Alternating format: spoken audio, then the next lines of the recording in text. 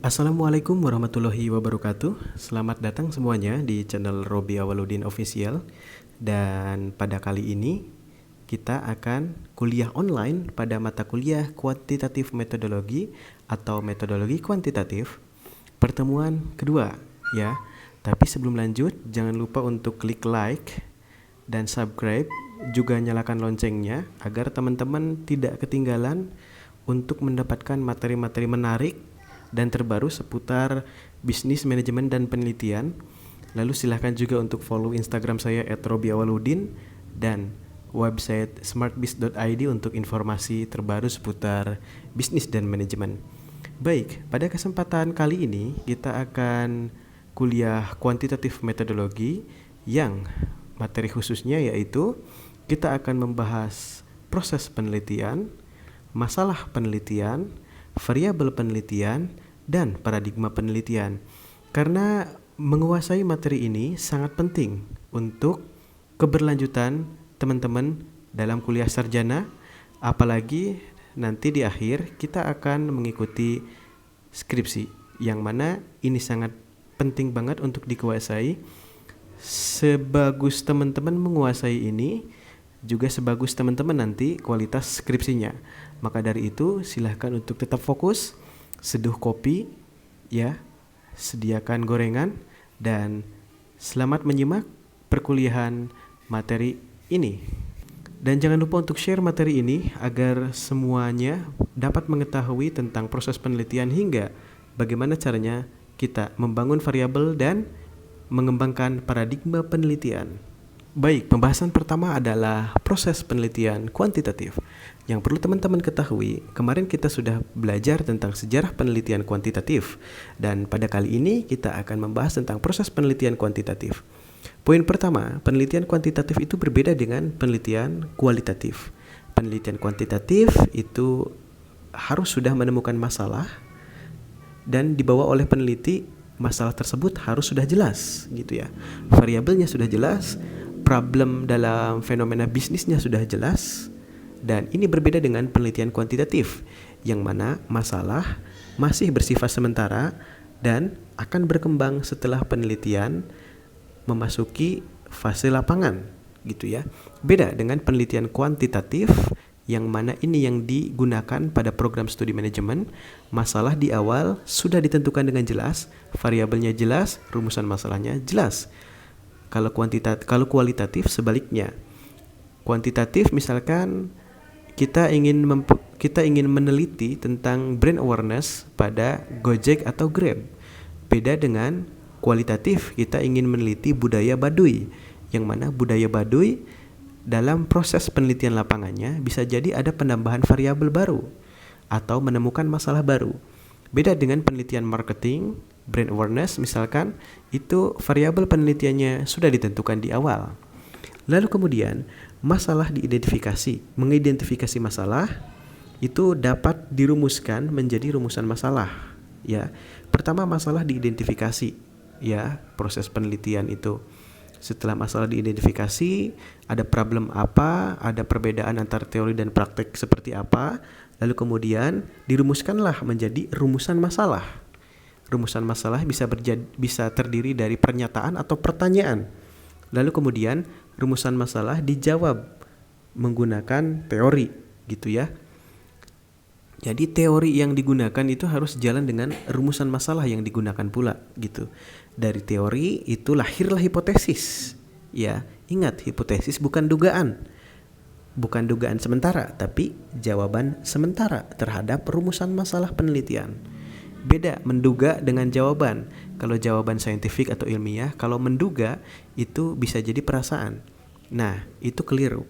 Maka dari itu, jika ditanya apa hipotesisnya, atau jika ditanya hipotesis itu apa, maka jawabannya adalah hipotesis adalah jawaban sementara. Lalu ketika hipotesis sudah dibuat, maka langkah selanjutnya adalah dibuktikan kebenarannya secara empiris atau nyata. Benar nggak sih faktor X, Y, Z mempengaruhi faktor Y gitu ya? Benar nggak sih variabel independen A, B, C, D mempengaruhi secara signifikan terhadap variabel dependen Y gitu ya? Lalu kemudian setelah dibuktikan, dilakukanlah pengumpulan data. pada populasi tertentu gitu ya. Harus jelas nanti di pertemuan selanjutnya kita akan bahas bagaimana caranya menentukan sampel dalam populasi tertentu. Lalu setelah itu, karena keterbatasan waktu, dana dan tenaga, maka penelitian menggunakan sampel yang diambil dari populasi. Jika populasinya besar gitu ya, nanti akan dibangun dan dibentuk mini riset tiap konsentrasi masing-masing. Jadi silahkan untuk mengikuti kuliah ini dengan baik. Populasi itu bisa dibuat sama dengan sampel jika populasi dan sampelnya itu berjumlah sedikit. Namun jika populasinya banyak, maka kita akan menggunakan rumus sampling tertentu seperti itu. Lalu kemudian meneliti itu berarti mencari data yang teliti atau akurat gitu ya. Hati-hati nanti ketika pengambilan data observasi dalam pengembangan instrumennya itu harus seakurat mungkin, karena ini akan dipertanggungjawabkan dunia dan akhirat tentunya. Lalu kemudian data tersebut digunakan melalui atau menggunakan instrumen penelitian gitu ya. Data diambil menggunakan instrumen penelitian. Nah, apa itu instrumen penelitian nanti akan kita bahas selanjutnya. Lalu pada ilmu-ilmu alam contohnya nih ya, teknik dan ilmu-ilmu empirik lainnya, instrumen penelitian seperti termometer untuk mengukur suhu, timbangan untuk mengukur berat, dan lain sebagainya itu tidak perlu dibuat lagi karena udah ada. Untuk mengukur suhu ada termometer, untuk mengukur berat ada timbangan. Nah, itulah yang dinamakan dengan instrumen dalam penelitian. Dan kaidah ini berbeda 180 derajat dengan penelitian sosial termasuk ekonomi dan bisnis. Dalam penelitian ilmu sosial, instrumen seringkali digunakan untuk meneliti belum ada, sehingga peneliti harus membuatnya dulu dan mengembangkannya sendiri, tentunya dengan proses bimbingan dengan dosen pembimbing. Nah, agar instrumen dapat dipercaya, maka harus diuji validitas dan reliabilitasnya. Ini teman-teman sudah pelajari pada mata kuliah metode statistika. Lalu kemudian setelah diukur variabel yang diteliti, ditetapkan untuk diteliti ya. Instrumen dapat berbentuk non-test dan dapat digunakan sebagai kuesioner. Contoh instrumen tersebut pedoman observasi dan wawancara, yang mana untuk penyusunan kuesioner, pedoman observasi dan wawancara tentunya harus dengan diskusi dan bimbingan dengan dosen pembimbing yang nanti akan dilakukan ketika fase penulisan usulan proposal skripsi atau drafting proposal skripsi tentunya. Lalu selanjutnya, proses ketika telah melalui pembuatan instrumen, data yang dikumpulkan dianalisis untuk menjawab rumusan masalah dan hipotesis yang diajukan.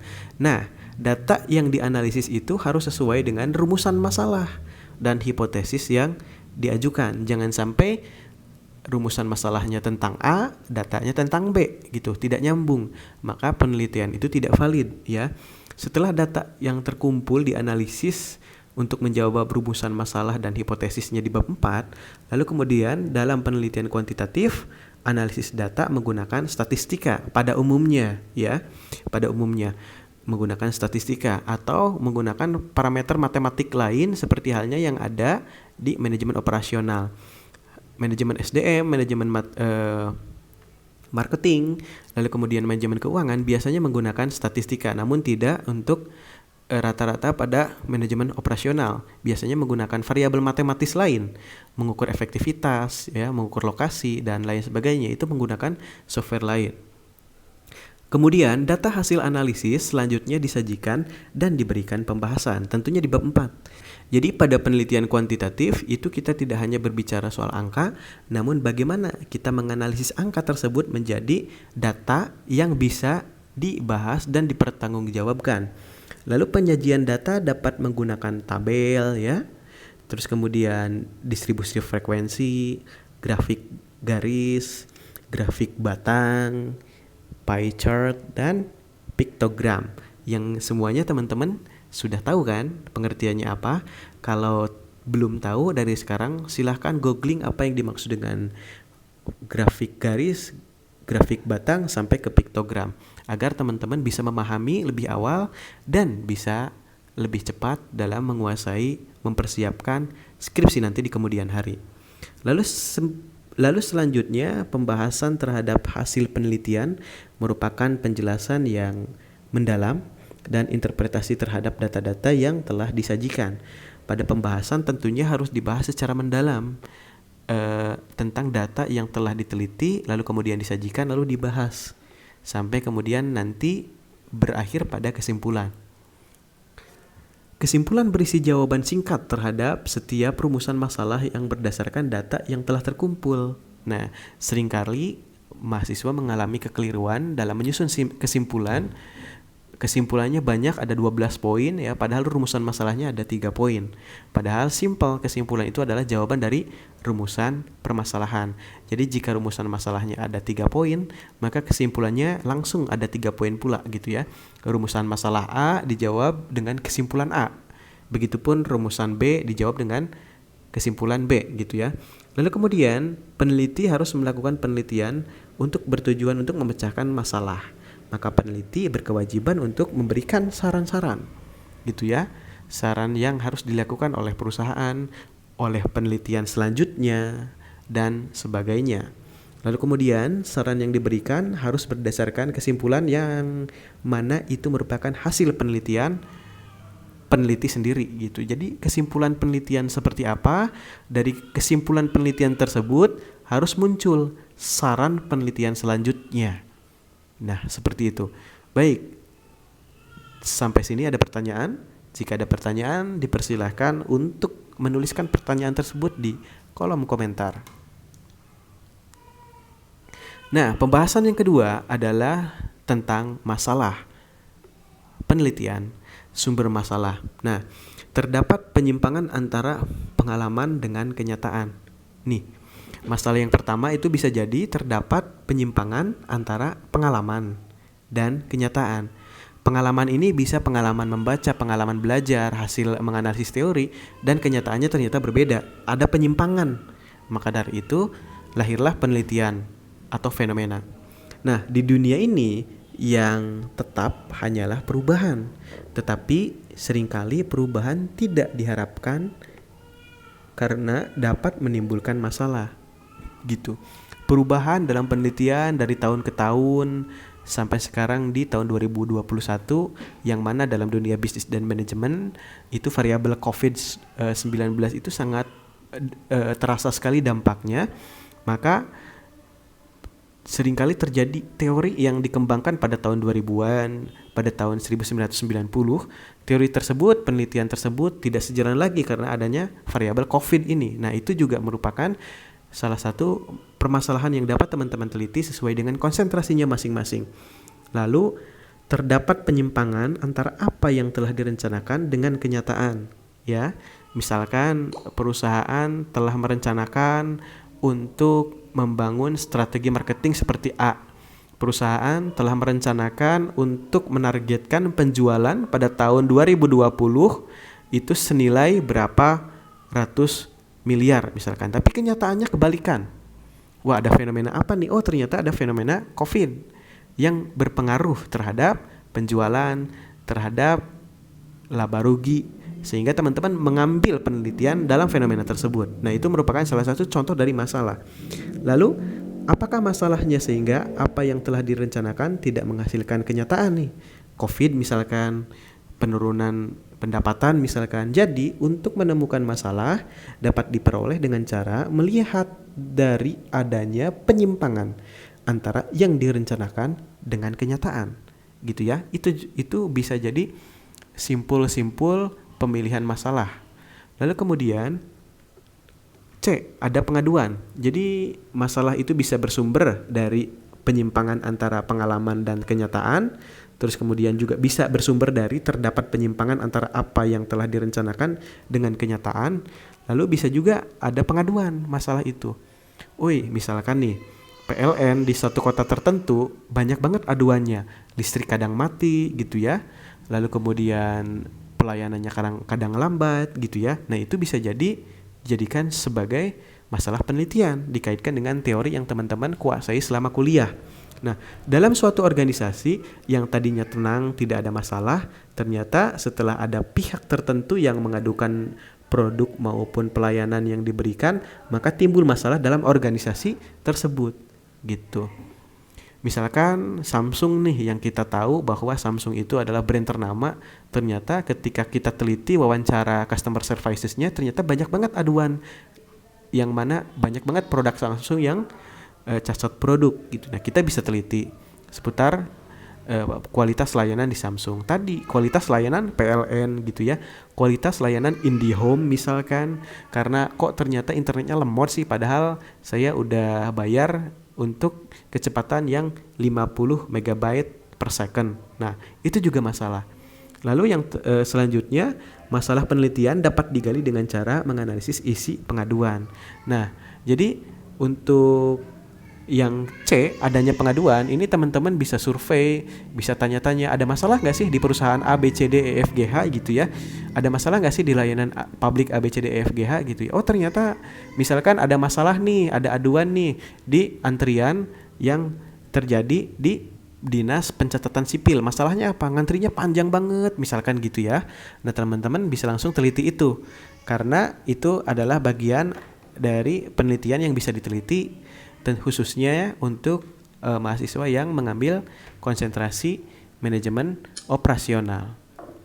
Lalu kemudian kompetisi ya. Jadi kompetisi itu merupakan salah satu dari sumber masalah yang teman-teman bisa teliti. Nah, misalkan ada saingan atau kompetisi sering dapat menimbulkan masalah besar bila tidak dapat memanfaatkan untuk kerjasama.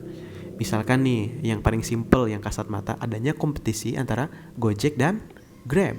Teman-teman tentu bisa melakukan penelitian dalam kompetisi ini, Gojek dan Grab. Misalkan teman-teman membandingkan kualitas layanannya untuk SDM, strategi marketingnya untuk marketing ya, layanan operasionalnya. Oh, ternyata orang-orang di Kuningan memiliki kecenderungan untuk memilih Gojek atau Grab misalkan. Kenapa? Karena operasionalnya lebih sederhana, lebih mudah, lebih murah misalkan gitu. Variabelnya apa? Nanti ditentukan. Lalu kemudian laba rugi dalam perusahaan juga bisa ya, kompetisi itu dianalisis sebagai sumber-sumber masalah. Jadi ingat, sumber masalah itu teman-teman, jika bingung, sumber masalah itu bisa jadi yang pertama nih, saya ulangi ya. A, terdapat penyimpangan antara pengalaman dan kenyataan. Ya, lalu kemudian bisa bersumber dari penyimpangan antara apa yang telah direncanakan dengan kenyataan. Lalu yang ketiga, adanya pengaduan, dan yang keempat, adanya kompetisi gitu ya. Lalu selanjutnya adalah rumusan masalah. Nah, masalah nih ketika tadi sudah ditemukan, maka langkah selanjutnya adalah menemukan kesenjangan antara yang diharapkan dengan apa yang terjadi gitu ya. Apa yang diharapkan dengan apa yang terjadi itu adalah biasanya yang diharapkan itu teorinya seperti apa nih, lalu kenyataannya seperti apa. Nah, itu merupakan penelitian yang sudah muncul dalam rumusan masalahnya. Lalu rumusan masalah adalah suatu pernyataan yang akan dicarikan jawabannya melalui pengumpulan data gitu ya. Jadi rumusan masalah itu tidak banyak-banyak, tapi simple, sederhana, karena hanya pernyataan atau bisa juga pertanyaan gitu ya. Jadi rumusan masalah itu tidak melulu soal bagaimana, mengapa, apakah, tapi pernyataan juga boleh gitu ya. Ini yang harus dipahamkan dan diluruskan, bahwa rumusan masalah itu tidak hanya tentang pertanyaan, tapi pernyataan juga is okay gitu ya. Setiap rumusan masalah harus didasarkan pada masalah gitu ya. Jadi kalau nggak ada masalah, ngapain dirumuskan masalah gitu ya. Karena hakikatnya penelitian di S1 itu adalah mencari masalah. Tentunya mencari masalah bukan bakar gedung, bukan bakar ban, tapi masalah penelitian. Yang tadi kita udah bahas, ada 4 cara untuk menemukan masalah tersebut ya. Mulai dari kesenjangan antara yang diharapkan dengan kenyataan, antara teori dan praktek, sampai ke aduan atau kompetisi. Lalu selanjutnya, bentuk-bentuk rumusan masalah penelitian nih. Ada beberapa bentuk ya. Ini teman-teman perlu ingat ya, dicatat, screenshot, pahami. Rumusan masalah yang pertama adalah tipe rumusan masalah deskriptif. Adalah suatu rumusan masalah yang berkenaan dengan pertanyaan terhadap keberadaan variabel mandiri, baik hanya pada satu variabel atau lebih gitu ya. Nah, variabelnya bisa berupa sendiri atau ganda. Contohnya nih, contoh dari rumusan masalah deskriptif. Contohnya, seberapa baik kinerja penjualan teh pucuk harum pada periode waktu tertentu ya. Nah, tahu kan teh pucuk harum yang mana sekarang menguasai market share mengalahkan teh botol gitu ya. Nah, lalu kemudian contoh lainnya adalah seberapa tinggi efektivitas kebijakan iklan melalui Instagram dan YouTube Ads ya. Artinya seberapa tinggi efektivitas suatu perusahaan teh misalkan atau perusahaan X dalam iklan. Efektif nggak sih iklan di Instagram dan YouTube Ads itu? Nah, teman-teman nanti meneliti. Nah, ini yang dinamakan contoh dari variabel rumusan masalah tipe deskriptif. Lalu tipe yang kedua adalah rumusan masalah tipe komparatif atau membandingkan. Adalah rumusan masalah yang membandingkan keberadaan suatu variabel atau lebih pada dua atau lebih sampel yang berbeda atau pada waktu yang berbeda tentunya. Ini sampel yang berbeda atau waktu yang berbeda. Contohnya jenis rumusan masalah komparatif. Adakah perbedaan produktivitas kerja antara pegawai negeri, BUMN, dan swasta? Nah, ini untuk orang SDM nih, Human Resource. Boleh teman-teman melakukan penelitian seperti ini. Jadi nggak melulu penelitian itu adalah hubungan X, Y, Z terhadap Y di satu perusahaan tertentu. Tidak perlu, tapi boleh juga atau bisa juga membandingkan. Ya, misalkan perbedaan produktivitas kerja antara pegawai negeri, BUMN, dan swasta. Contoh selanjutnya adalah, adakah kesamaan cara promosi digital antara perusahaan A dan B? Kok perusahaan A cepet banget nih lakunya? Adakah kesamaan cara promosi digital antara perusahaan A dan B sebagai kompetitor? Nah, itu juga bisa teman-teman analisis untuk orang marketing contohnya ya. Misalkan, adakah kesamaan cara promosi digital antara produk Indomie dan produk mie sedap? Nah, itu juga bisa teman-teman teliti sebagai rumusan masalah tipe komparatif ya. Lalu yang ketiga adalah rumusan masalah tipe asosiatif ya. Yang mana rumusan masalah penelitian ini bersifat menanyakan hubungan antara dua variabel atau lebih. Oke ya. Terdapat hubungan simetris, kausal, dan interaktif atau resiprokatif atau timbal balik ya, timbal balik. Nah, lalu contohnya hubungan simetris adalah hubungan antara dua variabel atau lebih yang kebetulan munculnya bersamaan gitu ya. Jadi bukan hubungan kausal maupun interaktif. Contohnya, contoh simpelnya seperti ini. Adakah hubungan antara banyaknya radio di pedesaan dengan sepatu yang dibeli? Gitu ya. Oke. Lalu contoh yang kedua, adakah hubungan antara jumlah payung yang terjual dengan jumlah kejahatan? Adakah hubungan antara banyaknya driver ojek online dengan peningkatan kualitas ekonomi di Kabupaten Kuningan gitu ya. Ya. Atau adakah hubungan antara jumlah pesepeda dengan tingkat kesehatan di Kabupaten Kuningan? Nah, itu sebagai contoh dari hubungan variabel rumusan masalah asosiatif. Oke. Hubungan kausal adalah hubungan variabel yang bersifat sebab akibat, sehingga ada variabel independen yang mempengaruhi dan dependen yang dipengaruhi. Nah, ini contoh dari rumusan masalah tersebut. Contohnya, adakah pengaruh sistem penggajian terhadap prestasi kerja nih untuk anak-anak SDM nih? Ada nggak sih pengaruh sistem penggajian terhadap prestasi kerja gitu ya? Atau contoh yang lainnya dari jenis rumusan masalah kausal, adakah pengaruh layout terhadap tingkat penjualan di satu minimarket tertentu misalkan? Kalau layoutnya bagus, emang yang terjualnya banyak. Nah, itu juga salah satu rumusan masalah. Seberapa besar pengaruh tata ruang terhadap efisiensi kerja karyawan? Ada pengaruhnya atau tidak? Nah, itu juga merupakan salah satu contoh dari rumusan masalah. Nah, sampai sini teman-teman harus bisa memahami ternyata wah, rumusan masalah itu banyak banget tipe-tipenya ya kan? Nggak hanya rumusan masalah adakah pengaruh hubungan gitu ya. Tidak seperti itu, tapi ada banyak jenis-jenis rumusan masalah yang harus teman-teman pahami sehingga teman-teman bisa memahami ini lebih lanjut dan melakukan penelitian lebih lancar nanti di kemudian hari.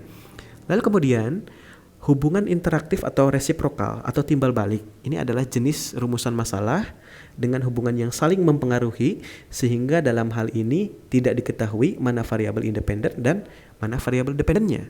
Kita ambil contoh, hubungan antara motivasi dan prestasi. Nah, ini adalah rumusan masalahnya. Di sini dapat dinyatakan motivasi mempengaruhi prestasi dan juga prestasi mempengaruhi motivasi. Ini yang dinamakan dengan variabel interaktif, resiprokal, dan atau timbal balik. Pak, boleh nggak membuat rumusan masalah yang resiprokal seperti ini? Boleh, karena ini memang salah satu jenis rumusan masalah yang nantinya akan dibuktikan dalam penelitian kita. Lalu poin D pembahasan kita pada kesempatan hari ini adalah variabel penelitian ya. Apa itu variabel penelitian? Adalah segala sesuatu yang berbentuk apa saja yang ditetapkan oleh peneliti untuk dipelajari sehingga diperoleh informasi tentang hal tersebut gitu ya. Kemudian ditarik kesimpulannya. Nah, dinamakan variabel karena ada variasinya gitu ya. Teman-teman sudah pelajari ini kan di statistika 1 dan 2. Kalau belum, buka-buka lagi bukunya ya. Karena kita akan berlari di mata kuliah ini agar teman-teman lebih siap menghadapi beratnya kehidupan, beratnya beratnya menghadapi proses pembuatan skripsi nanti di semester depan. Lalu Kerlinger 1973 menyatakan bahwa variabel adalah konstruk atau sifat yang akan dipelajari. Contohnya variabel itu adalah tingkat aspirasi, penghasilan, pendidikan, gitu ya, pendapatan, status sosial, itu merupakan jenis-jenis dari variabel. Jenis kelamin, golongan gaji, produktivitas kerja, ya, sistem kerja, sistem upah, gitu ya, motivasi itu merupakan variabel. Oke. Lalu kemudian variabel penelitian adalah suatu atribut atau sifat atau nilai yang dari orang yang mempunyai variasi tertentu yang ditetapkan oleh peneliti untuk dipelajari dan kemudian ditarik kesimpulannya. Lalu macam-macam variabel nih. Yang pertama adalah variabel independen. Teman-teman udah paham dong apa itu variabel independen? Variabel independen atau variabel stimulus atau prediktor atau antecedent. Nah, teman-teman harus ingat dan paham ini ya. Siapa tahu nanti ada di UTS, UAS atau bahkan di ujian skripsi. Atau variabel bebas adalah variabel yang mempengaruhi atau yang menjadi sebab perubahannya atau timbulnya variabel dependen, gitu ya. Lalu kemudian variabel dependen adalah bisa dinamakan juga dengan variabel output, kriteria konsekuen atau variabel terikat atau variabel yang dipengaruhi atau yang menjadi akibat karena adanya variabel bebas ya. Jadi ada yang dipengaruhi, ada yang mempengaruhi. Lalu kemudian ada lagi variabel moderator.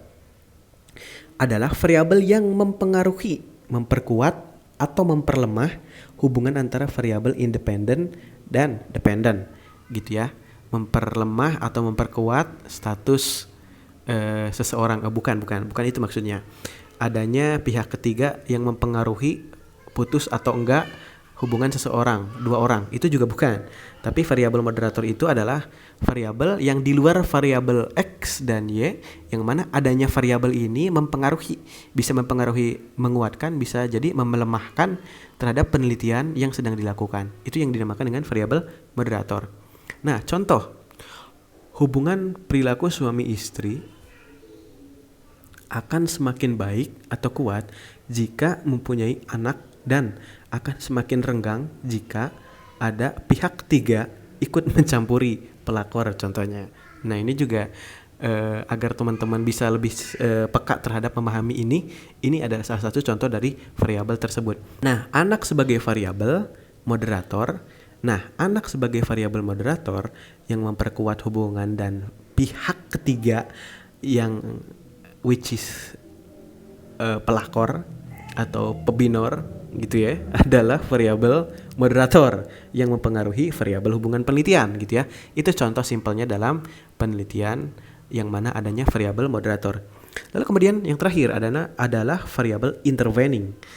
Adalah variabel yang secara teoritis mempengaruhi hubungan antara variabel independen dengan dependen menjadi hubungan yang tidak langsung dan tidak dapat diamati dan diukur. Nah, lalu kemudian ada juga variabel kontrol, variabel yang dikendalikan atau dibuat konstan sehingga pengaruh variabel independen terhadap dependen tidak dipengaruhi oleh faktor-faktor luar yang tidak diteliti. Nah, variabel kontrol ini disusun nanti ya berdasarkan diskusi pembimbing, dan tentunya variabel kontrol ini tidak ada pada semua lini bidang ilmu, hanya pada ilmu-ilmu tertentu saja.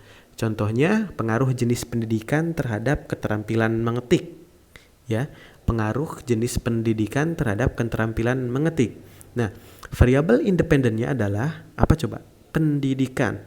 Lalu variabel kontrolnya yang diterapkan adalah sama. Misalkan naskah yang diketik sama, mesin tik yang digunakan sama, ruang tempat mengetiknya pun sama. Nah, mengkhususkan pada indikator tertentu itu yang dinamakan dengan variabel kontrol gitu ya. Jadi agar indikator yang dimilikinya sama.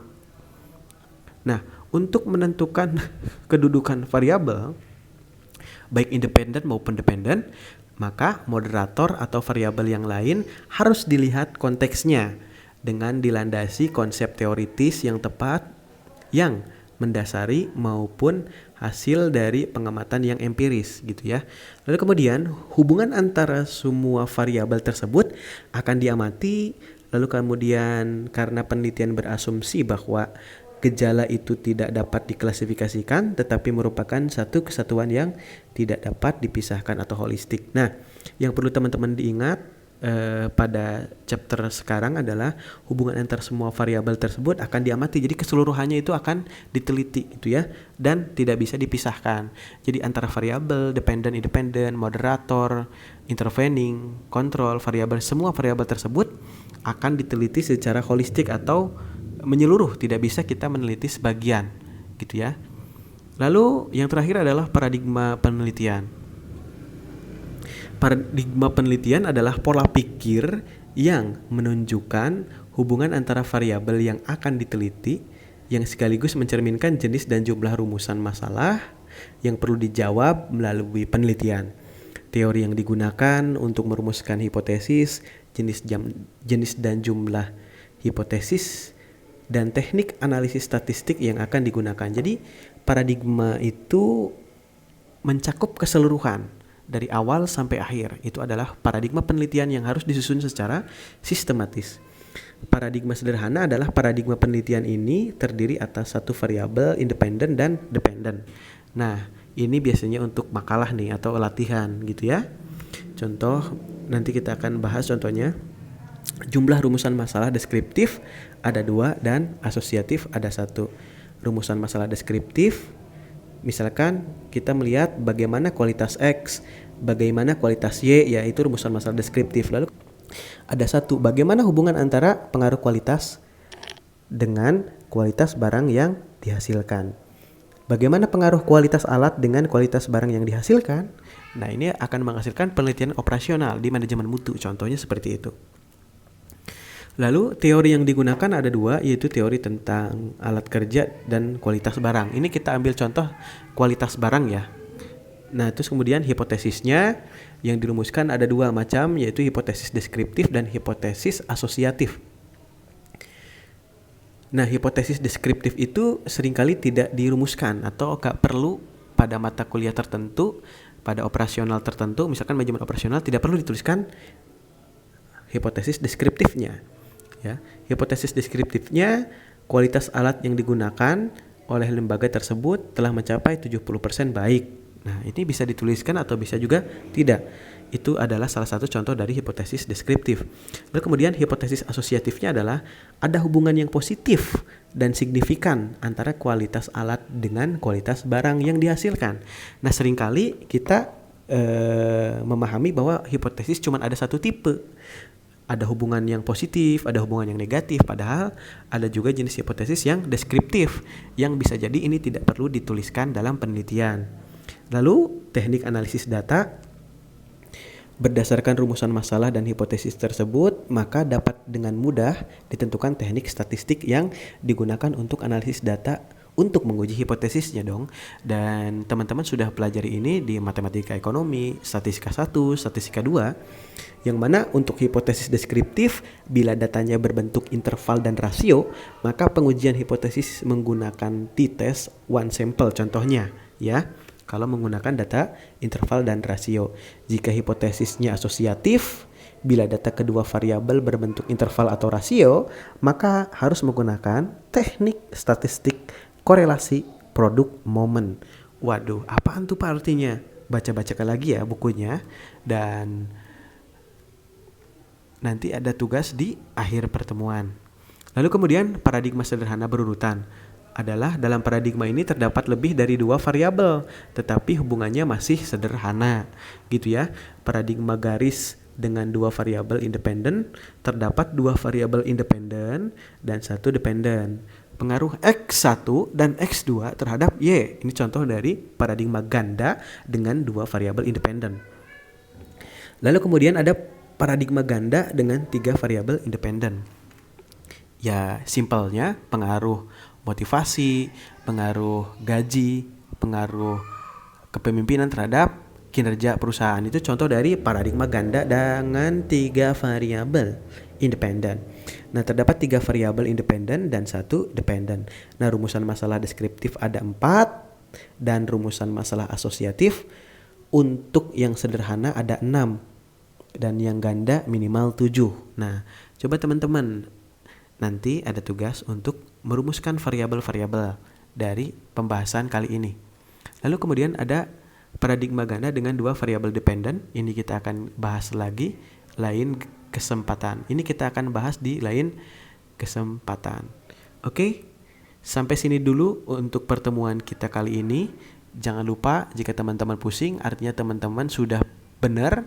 Jika pusing, bukan tidur, tapi lanjutkan untuk belajar dan membaca. Baik, seperti ini dulu untuk pembahasan pertemuan kita pada kesempatan malam hari ini, sore hari ini, pagi hari ini di YouTube, agar ini bisa ditonton berulang dan agar siapapun bisa mengetahui, memahami topik-topik menarik seputar penelitian. Menutup, jangan lupa untuk klik like dan subscribe, nyalakan loncengnya ya, dan jangan lupa untuk ikut di sosial media saya yang lain. Share video ini ke sosial media yang lain, ke grup WhatsApp, ke Facebook, ke Instagram, agar semuanya dapat mengetahui tentang bagaimana pemilihan variabel, pemilihan judul, dan pemilihan rumusan masalah itu terjadi dan dilakukan dengan baik dan benar. Terima kasih. Assalamualaikum warahmatullahi wabarakatuh.